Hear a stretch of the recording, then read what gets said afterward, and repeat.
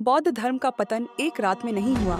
यह धीरे धीरे हुआ और लगभग चौथी शताब्दी से 12वीं शताब्दी तक चला। इसका कारण कोई एक घटना नहीं थी, बल्कि कई कारणों का संयोजन था। पहला कारण यह था कि हिंदू धर्म ने वापसी की और बुद्ध को अपना लिया। गुप्त काल के बाद वैष्णववाद और शैववाद दोनों मजबूत हुए। शंकराचार्य ने बौद्ध दर्शन को चुनौती दी और बहसें शुरू हुई। सबसे बड़ा झटका यह था कि हिंदू धर्म ने बुद्ध को विष्णु का अवतार मान लिया। लोगों ने सोचा कि बुद्ध तो हमारे ही भगवान हैं और बौद्ध धर्म की जरूरत कम लगने लगी। भक्ति आंदोलन ने लोगों को भावनात्मक रूप से जोड़ लिया, जबकि बौद्ध धर्म शांत और ध्यान केंद्रित था। दूसरा कारण यह था कि राजाओं का साथ छूट गया। पहले अशोक, कनिष्क और हर्षवर्धन जैसे शासक बौद्ध धर्म के बड़े संरक्षक थे। बाद के राजवंशों ने हिंदू धर्म को बढ़ावा देना शुरू किया और दान और संरक्षण घट गया।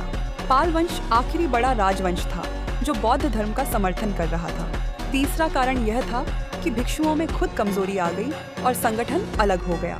बौद्ध धर्म हीनयान, महायान और वज्रयान में विभाजित हो गया।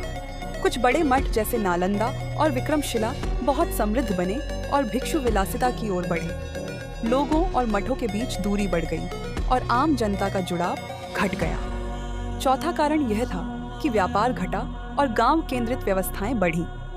बौद्ध मठ व्यापारियों पर निर्भर थे और उनकी आमदनी कम हो गई।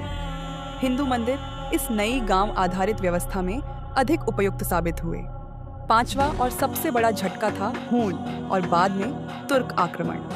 मिहिरकुल जैसे शासकों ने बौद्ध केंद्रों को नुकसान पहुंचाया और 12वीं सदी में तुर्क आक्रमण विनाशकारी रहे।